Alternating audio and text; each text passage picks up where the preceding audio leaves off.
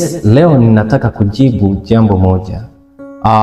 Katika makanisa mengi ya Jumapili kumekuwa na matumizi ya alama ya nyota kwenye vibweta vya wahubiri ama kwenye mimbari zao na kwenye makanisa yao. Kama ambavyo naona kwenye screen hapo, kuna logo za nyota ambayo iko pia kwenye bendera ya Israel ambayo ni bendera ya nyota.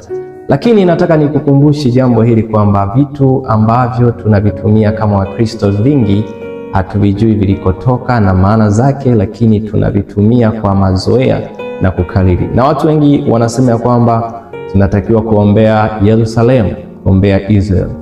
Hapa ni The Messenger Tanzania. Sikia ukweli huu. Ni kwamba katika miaka ile Suleimani alipokuwa ameoa wanawake wengi wa makabila mbalimbali kama Moabu, Amoni na sehemu zingine, au wanawake walikuja na miungu yao, ikiwemo Ashtoresi ama Ishtar, akiwepo Moloch, mungu Moloch ambaye alikuwa anaitwa mungu nyota, na mungu mke wa Wasidoni pia aliabudiwa. Na kisha walimshawishi kwamba awe na pete, ambayo pete ya mapenzi hiyo ilikuwa na alama ya nyota. Hiyo alama ya nyota baadaye iliitwa the Seal of Solomon, na hiyo alama ya nyota baadaye ilikuja kufanywa kuwa ni alama kubwa ya kumwenzi Suleiman, lakini ikiitwa the Solomon Seal. Hata kwenye bendera ya Israel inatumika kama the Solomon Seal, yani muhuri wa Suleiman, lakini sio muhuri wa Suleiman, wapendwa. Hiyo ilikuwa ni alama ya mungu wa kipagani ambaye ni Lucifer, nyuma ya pazia ni Shetani. Kwa hiyo alama hiyo ni muhuri wa waabudu Shetani, na utaona kwenye logo ya the Synagogue of Satan, utaona kwenye hiyo picha ya Shetani ambayo inatumikwa na Illuminati pia utaiona. Lakini kumbuka ya kwamba Illuminati wako na makabila 13 ama bloodline 13 ama uzao 13, ambao uzao wa Rothschild ndio walioirejesha nyota kuwa alama ya taifa la Israel. Wao wanaojiita ya kwamba ndio waanzilishi wa taifa hilo, wakiwa waliwekeza watu wao ambao hawa watu kiukweli kwa asili yao pia si watu kama watu wengine. Kwa hiyo hao ndio waliita kama the Red Shield. Kama ukikumbuka kwamba Rothschild, kwa nini wanaitwa Rothschild? Rothschild ni neno lililotokana na lugha ya Kijerumani ambayo ina maana ya Red Shield, kinga nyekundu. Kinga nyekundu ilikuwa ni nyota ambayo ilikuwa ni nyekundu, ambayo ikiwakilisha ulinzi wa Shetani kwa watoto wake hao Rothschild, Rockefeller na makabila mengine, Collins, Lusos na wengine wengi, wakiwepo kina Kennedys na DuPont na wengine. Sasa hao watu ndio walizindua hexagon, au hiyo nyota yenye pembe 6 ambayo ndani yake imeficha hayo mambo unayoona kwa screen, ambayo ni ibada ya Shetani. Yani iko imebeba hii alama ambayo inaitwa as above so below. Yani as above so below ni neno linalomaanisha sala ya Bwana kinyume cha sala ya Bwana, kinyume chake.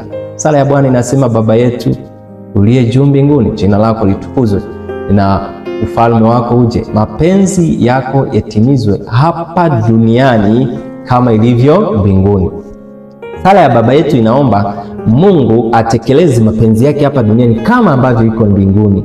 Lakini kwa Shetani na waabudu wake, waabudu Shetani wanaamini kwamba dunia yani mambo mbinguni yafanyike kama ambavyo Shetani ametenda duniani.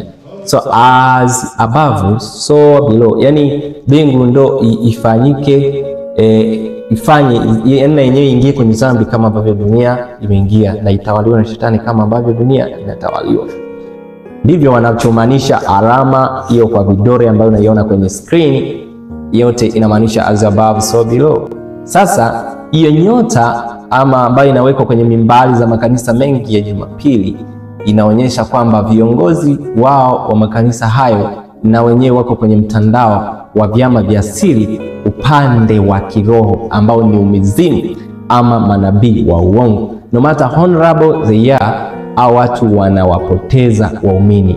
Na hiyo nyota ama alama hiyo imeficha hizo alama, na hiyo nyota ina nguvu, ina power ya kublind akili ya mtu, ina uwezo wa kucontrol akili yako.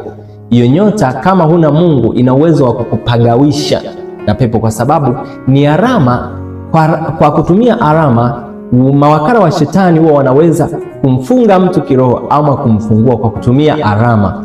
Remember, kumbuka kwamba unapoenda kwenye mambo ya kishirikina huwa kuna matumizi mengi ya alama. Kwenye Freemason kuna matumizi ya lugha ya alama, lugha ya alama. Kwa alama wanaweza kubrandi, kwa alama wanaweza kufungua. Ndio maana wachungaji wa uongo anaweza kufanyia tu alama hivi. Tayari wao wanaelewana na yale mapepo pia yanayowapa zile power, wanaweza kuyaita kwa kutumia alama. When you are calling a demon, you can call it just by using signal. Yani unaweza kuita jini kwa kutumia alama ama ishara fulani au sauti. Ndio maana waganga huwa wanafanya ishara fulani ndipo wanapandisha mzuka kisha naanza utekelezaji. Kwa hiyo kwa alama hizo ambazo zikiwa kwenye makanisa yetu, iwe ni ya nani, hizo alama na zingine kama huyo msalaba ambao unawakilisha tamzi, alama mbalimbali zikiwepo 166 kama ilivyokuwa kwenye logo ya Seventh Adventist Church, hiyo nayo ni mtego hiyo pia. Ndio maana inazidi kuharibu kiroho watu. Yani wasabato wa sasa si kama wa zamani kwa sababu ya vitu ambavyo tunavivaa. Mwanzo sura ya 35 kuanzia fungu la 1 mpaka la 5, Yakobo aliambiwa waondoe miungu migeni wanapoenda kwenye nyumba ya Bwana, wanapoenda Betheli.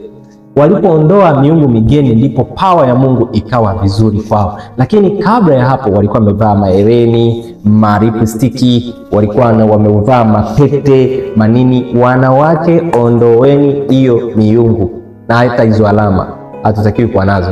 Zinatuua kiroho wenyewe, tunatuharibu, na hakuna mtu anaweza kuwa spiritual na hivyo alama, wapendwa, kwa sababu hizo alama zina nguvu, ni signal za shetani. Zingine zinawakilisha matusi, yani blasphemy, makufuru mbele za Mungu. Unapoweka alama ya shetani kwenye kanisa, ina maana ile inaongea, ile alama inaongea. Yani inaweza ikawa inamtukana Mungu. Kwanza inataka mapenzi ya shetani ndio yatimizwe mbinguni kama alivyofanya duniani. Ukiweka hiyo alama tu, hiyo alama ina speak, it sounds blasphemy before God, inatamka makufuru mbele za Mungu. Kwa hiyo ninawasihi wa Kristo wenzangu, tuache hivyo vitu, tuviondoe. Mimi natoa kama ufunuo, si hukumu kwamba ndivyo walivyo, lakini asilimia kubwa viongozi wakubwa wanajua. Kwa hiyo tuviondoe hivyo vitu. Kama tunataka kuwa na Mungu, twende Betheli, tuvue hivyo vitu vyote na kuachana navyo. Na hata matumizi ya lipstiki kwa wadada wanaojihusisha na mambo ya kiroho, mahereni, kujipamba, mawigi, cosmetics, hayo yote tunapoteza muda. Kwanza zile ni poison, zinaingia kuua ubongo. Uweze kukumbuka maandiko na uweze kuwa na ibada ya Mungu mbele za Mungu, unaenda na wewe uchafu. Kwa sababu vitu vingine vimetengenezwa na mazindiko, zimetengenezwa na miungu. Kwa hiyo zina power, yani kuna perfume, unatumia perfume tu inakuvuta wewe kuwa rafiki wa mapepo na majini, ubani, udi. Unafanya nini kwenye makanisa yetu?